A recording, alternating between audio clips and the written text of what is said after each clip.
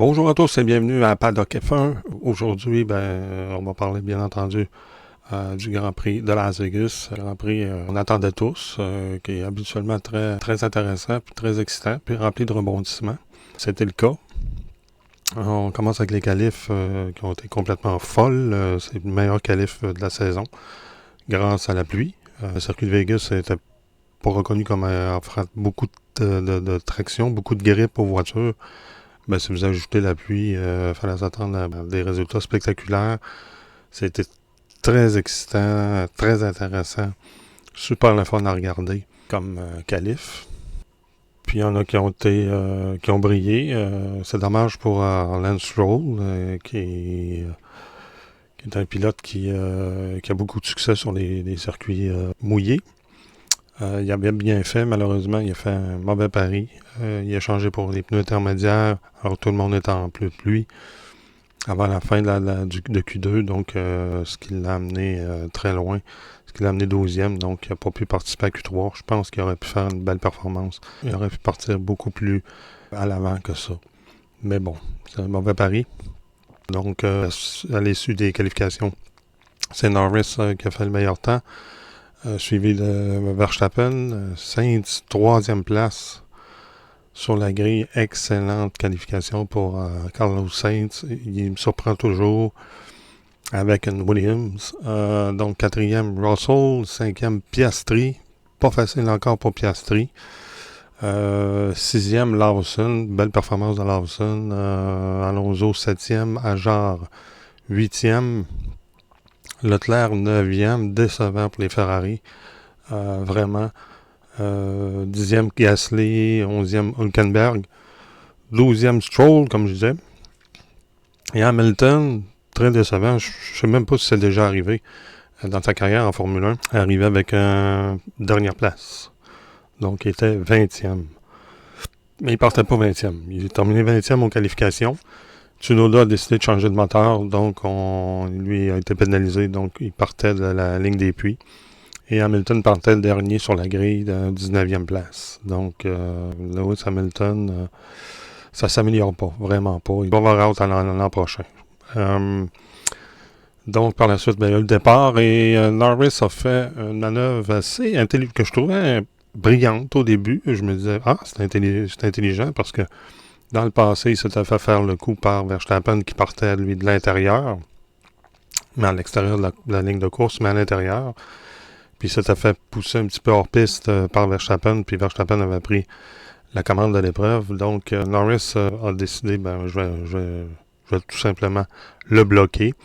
Il y a eu un très bon départ et il s'est mis directement devant Verstappen. Toutefois, tellement occupé à vérifier ce que Verstappen faisait qu'il aura complètement raté son freinage. Il a freiné beaucoup trop tard. Il est sorti très large et Verstappen l'a repassé. Et pas juste Verstappen, il s'est retrouvé 3e.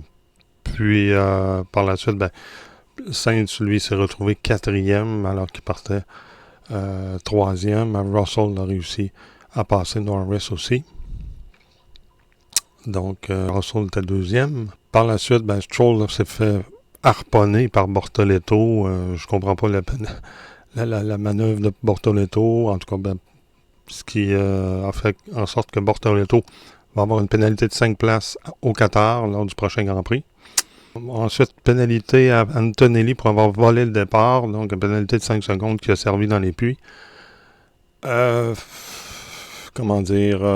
C'est vraiment sévère, mais c'est électronique. C'est un système électronique qui contrôle ça, donc on peut pas nier, mais on le voit légèrement les roues tourner avant que les roues s'éteignent, donc il est pénalisé de 5 secondes. Ensuite, contact entre Lawson et Piastri. Piastri, il y avait de la difficulté, il n'était pas là. Ensuite, contact avec Hamilton et Albon. Albon a reçu 5 secondes de pénalité pour ensuite abandonner. Par la suite, Lawson lui a brisé son aileron, il est obligé d'arrêter dans les puits pour le changer. Au 25e tour, Piastri est 8e et Sainz 10e, donc c'est pas évident. Puis Sainz, on l'a jamais compris. Comment ça qu'il s'est retrouvé 10e si rapidement? Je pense que sa voiture n'était pas compétitive sur le sec, tout simplement. 4e tour, Norris va dépasser Russell avec un brillant dépassement, une brillante manœuvre. Et là, j'avais remarqué que les deux, Piastri surtout, mais Norris aussi, qui faisait beaucoup d'étincelles, les voitures, qu'il y avait beaucoup d'étincelles qui sortaient sous les voitures de Norris et Piastri. Donc au 37e tour, Albon finalement abandonne.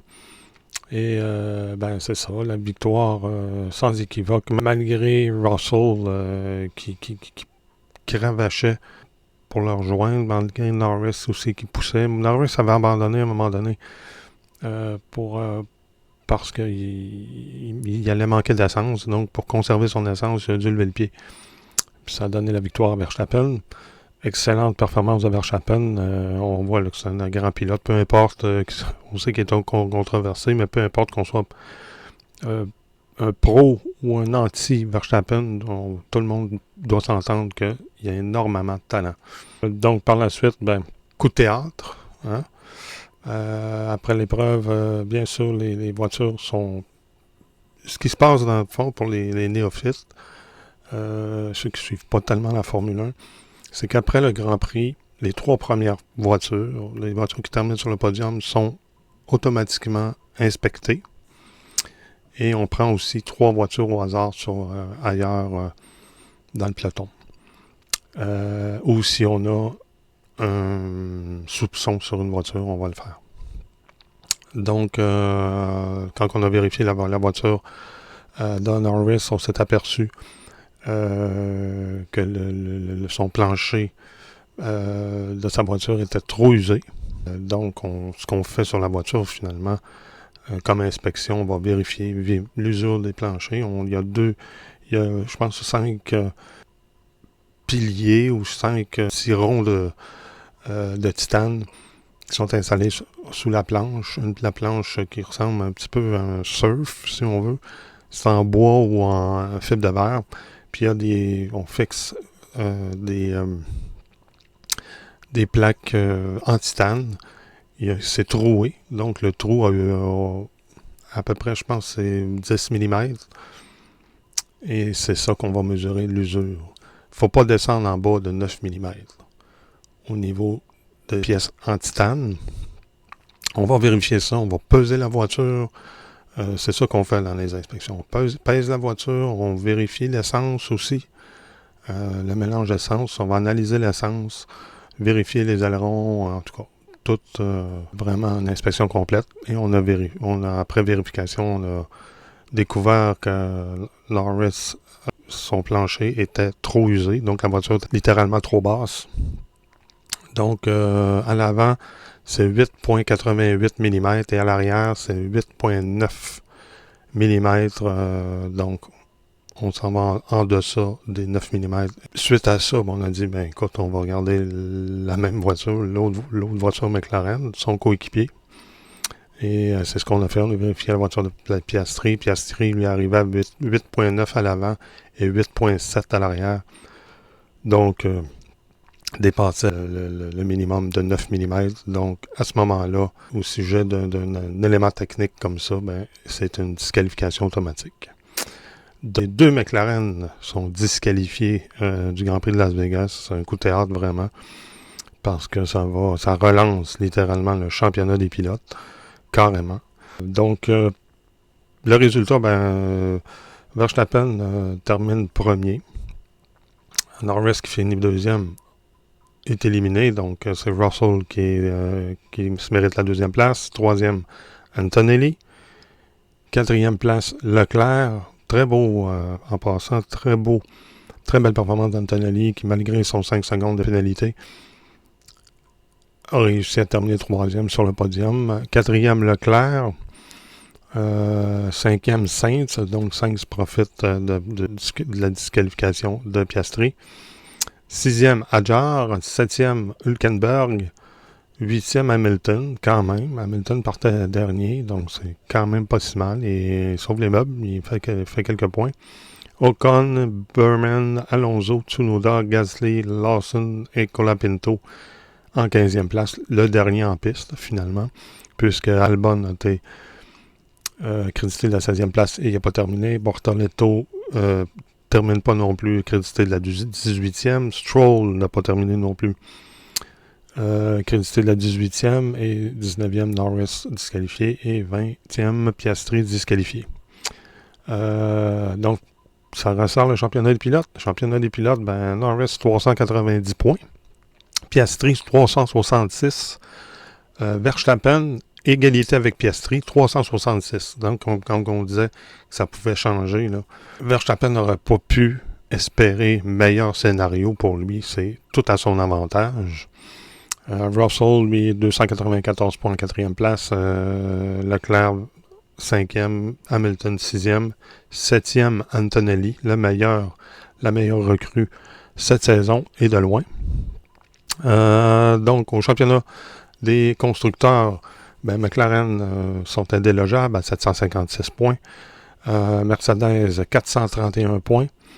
Red Bull, 391 points. Et Ferrari qui descend beaucoup à 378 points. Là, Mercedes, avec les 2 podiums, viennent de donner un sacré coup à Red Bull au championnat des constructeurs. Je pense pas que Red Bull va être capable de terminer deuxième au championnat des constructeurs. Les deux Mercedes sont souvent dans les points, tandis que Verstappen est souvent le seul à faire des points. Donc, mais s'il doit oublier le championnat des constructeurs, le championnat des pilotes, il pourrait même le remporter. Mathématiquement, c'est encore possible, puis on connaît le talent et la détermination de Verstappen, et il ne faudrait pas être surpris de le voir remporter le championnat des pilotes encore cette saison. Donc, c'est ça. Ça nous a donné un très beau Grand Prix. C'est intéressant. Il est intéressant quand même. On a vu pire. Surtout, on avait une belle qualification. Et un coup de théâtre à la fin avec la disqualification des 2 McLaren. C'est incroyable. Je pense qu'il y a un seul pilote qui avait déjà vécu ça. L'usure du plancher trop élevé, c'est Hamilton il y a quelques années, il me semble. Donc, vraiment pas évident. Ça va être dur pour l'écurie McLaren de se relever de ça, je pense. C'est ce qu'ils ont fait, en fait, là, quand ils ont découvert le poteau rose ou quand ils ont découvert que le plancher était trop usé. Ce qu'ils font, ils appellent 3 dirigeants, 3 responsables dirigeants de chez McLaren, et ils vont vérifier, faire l'inspection en présence des 3 responsables de l'écurie McLaren. C'est ce qui a été fait. Puis même lorsqu'on a repris les mesures, c'est encore plus bas que ce que je viens de vous dire. Donc, pour vous dire à quel point les planchers étaient usés, mais c'est pas pour rien que je voyais. J'ai dit, voyons donc, les McLaren font bien des étincelles. C'est pour ça qu'ils étaient plus basses. Quand tu n'es pas capable d'aller chercher la grippe ou l'adhérence sur la piste, parce que le circuit de Las Vegas est très glissant, il y a très peu d'adhérence, mais tu vas baisser la voiture, la hauteur de la voiture pour aller chercher le plus d'effet de sol possible. Et c'est la solution qu'ont trouvé McLaren, mais ils ont pris des risques et la voiture a frotté trop longtemps, trop souvent et trop longtemps sur la piste, et ce qui fait que ça a surusé le plancher de la voiture, et on est arrivé en bas de 9 mm. C'est tout simplement ça. C'est pas beaucoup, là. C'est quoi, à peine 12 mm à l'avant pour Norris. 12 mm, c'est à peine plus gros qu'un cheveu. C'est à peu près comme une feuille de papier. C'est pas beaucoup, mais le règlement est là. Puis il doit s'appliquer à tout le monde. Alors, c'est dommage, mais c'est comme ça. Comme vous voyez, McLaren n'ont pas fait de protège à rien. Ils étaient présents, ils ont vu les mesures et ils ont bien dû se rendre à l'évidence. Donc, c'est dommage, mais ça relance le championnat des pilotes de façon exceptionnelle. Puis, ça va être une fin de saison incroyable. Il reste 2 Grands Prix. Là, on s'en va à Qatar. C'est un circuit qui avantage Verstappen. Donc, ça va être très intéressant. Puis, c'est ça. Puis, en tout cas, c'est sûr qu'ils vont toujours avoir des gens qui vont dire, bon, c'est sûr, Red Bull l'ont payé pour faire ça. Puis, même s'ils avaient payé, ou qu'ils avaient sonné une alerte comme quoi qui soupçonne l'écurie McLaren d'avoir un plancher trop usé, l'inspection nous montre qu'il avait raison. Alors, il n'y a pas de complot. C'est comme ça. Puis la voiture de Verstappen a été inspectée aussi. Et elle était légale, donc au-dessus des 9 mm. On ne peut pas rien faire. C'est comme ça. Donc, on va se revoir, on va se reparler pour le Grand Prix du Qatar. Et d'ici là, bonne course.